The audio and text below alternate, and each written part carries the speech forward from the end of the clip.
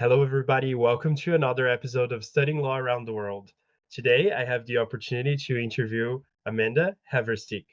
We'll be talking about a few different things, but Amanda has had such an incredible career. She's been a lawyer. She has worked with helping students with their careers at a university, and she's a book author. She's a LinkedIn superstar, and so many other things. So thank you so much for joining us today, Amanda. Thank you for taking the time.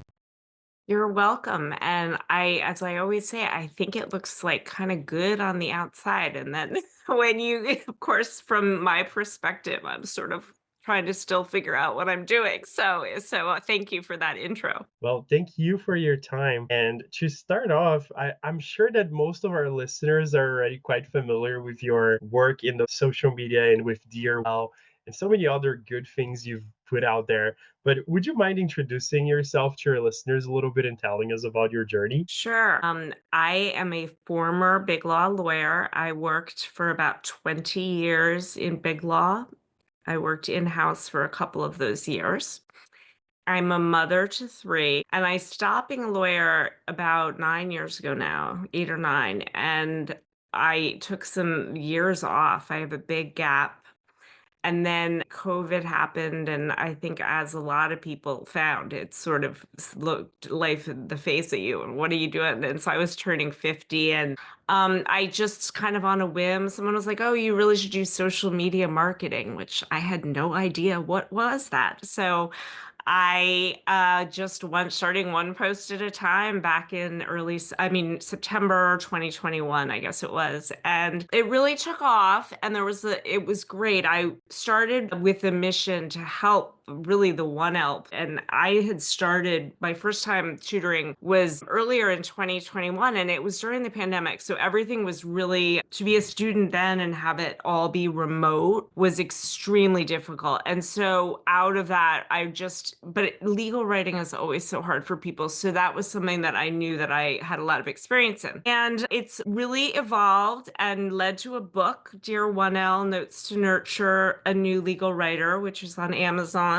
And the people who have read it, I mean, and it's done well. I mean, it's just me by myself. I didn't have a publisher or anything, but they've all said that it's really indispensable. And now that some people have it, everyone really needs to read it before they start law school because there's some core lessons that you're only going to learn if you read it. So that's that. I have a website which has a lot, and I've been, yeah, the whole LinkedIn thing's crazy, don't you think? It's wild. I don't know. I didn't set out to do any of this, but I have a big following on LinkedIn, and it's been lovely. Well, that's so fantastic.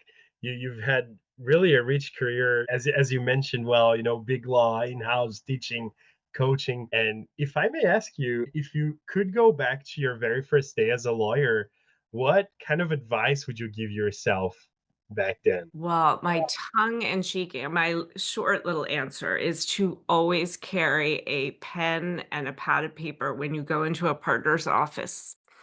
Because I learned the very hard way when I didn't on my very first day and was sent back to my office to go get a pen and a paper to write with. And it was most unpleasant. So that's probably what I would have said. That I have a romanticized view, or I had a romanticized experience in big law because I met my husband on the first day of work. So in Westlaw training to boot. So, and before that, I had been in Boston for law school, and I had this big decision: was I going to stay in Boston or go back to New York, where I was from and had grown up? And all my friends were starting to go, and I was completely single. And I mean, I was 26, and long story short, had just I went to New York, bought my own apartment, started my life as a career woman, and then met my current husband, Matt. So that's really fun. And so for the first year or so, I was madly in love with someone who was at work, and then we got married. So it was like a really happy experience. So I would say that you never know what's going to happen. So always be open to new possibilities. Wow, that's fantastic. Yeah, that has been one of the fun things of talking to different lawyers because things seem to happen when people, show up at work, have have a good attitude, be it in their personal life, in their professional life. Just very unexpected more often than not, but things just happen. I don't know what you call that specifically, but it's been just amazing to witness that and to hear all about it. Well, I really think that you need to just put yourself in situations where you're doing what you would do regardless of who you're going to meet, and do something that you are just set to do. Because then once you do that, I think you look attractive and you attract people because you look like you got your stuff together. I don't know. We're all trying to figure it out. Fair enough, fair enough. So I did a little digging on your website and all of that, and I noticed something that I really thought it was amazing. You mentioned something along the lines that you really love seeing your students outgrow you. And I was just wondering if there is like a one moment that made you really proud as a coach, as a mentor, as somebody who's there to, teach and cheer on future generations in a way. Sure. I have a lot. I've been very fortunate to have had wonderful interactions. Even when I was in Big Law, the thing I loved the most was the mentoring and the guiding of junior associates. But I will get my recent story is last summer. I had a pre-law student reach out to me, and he was very insecure about starting law school because he was a musician and had spent college studying music mostly and had also done math. Law school, he just was worried. English was his second language to boot, so there was another layer. And he just thought, I mean, he really, and he was so brilliant, but he was going to a T14, which is the sort of top ranked 14 in our law schools in our country. And so we worked on it with a one-on-one to get him ready for law school. And it was a 5 session one-on-one thing that we did, but he left the fifth one and said, okay, I think I'm ready to start, but I want to save it for before exams and what have you.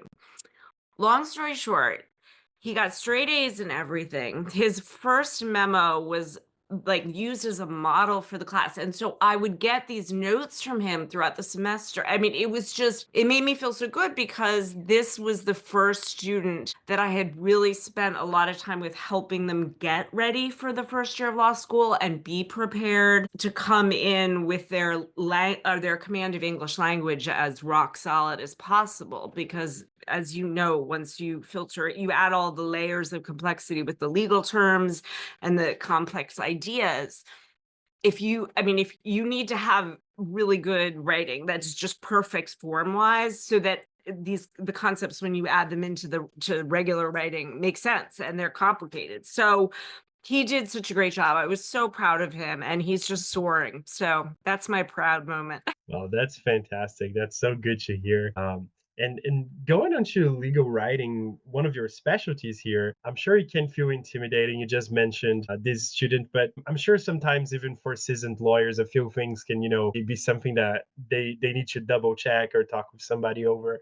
So, is there such a thing as like a big myth that you see people in the legal industry thinking about or believing about in regards to legal writing? I don't know that I would say a myth necessarily, as I see the problem as legal writing and the great advice from a couple experts at the top really just is not filtering down to everyone. It's legal writing has always been something that's the, most erudite of scholars. And I think of old men in dusty robes and this sort of cloak, and it's just scary. It's like mystical. It's so abstract. It seems like there is an unending universe of things to learn. And there's also, you'll have different partners' writing styles, some of which are not necessarily good, that go into the mix of how one needs to write. And there's also, depending on what you're writing and what your audience is, it will all change.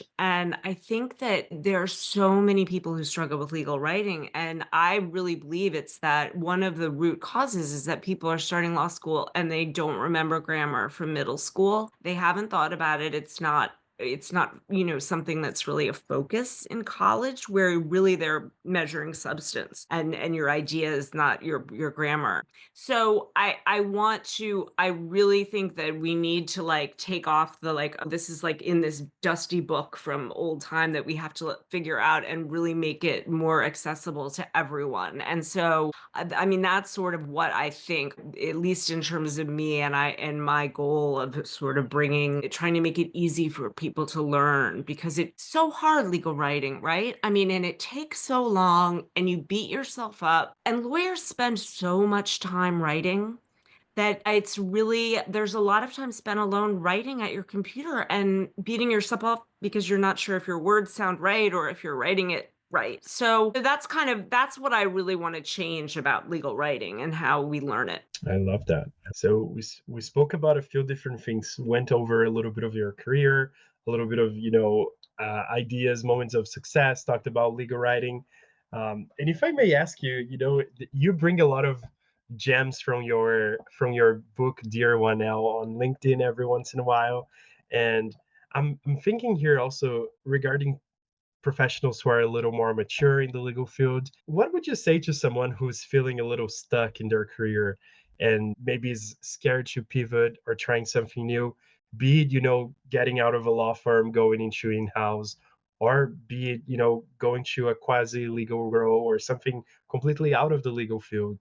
What are some of your thoughts? It's difficult because the decision is all wrapped up in money most of the time, and the practical reality can be that because it was for me, kept working in big law because I needed that money, and it just was. I had 3 children, and I was trying to do it all. I mean, it was hard, and so I think but if you're at the stage where you could financially accept it, and it really depends on what kind of income you need to make. But what I would say to all really, and I'm just gonna keep stressing the importance of communication skills, but if you keep investing in your skills and your speaking skills, your writing, your interacting with people, that's gonna be really helpful no matter what you decide to do. So if you're still kind of stuck and you need to be stuck for money or you're not quite sure yet what you want to do, I would advise to work on those things because and don't feel like you're stuck. Like you're actually doing something that's going to help you later so that it's useful use of your time that you should be writing and practicing and learning.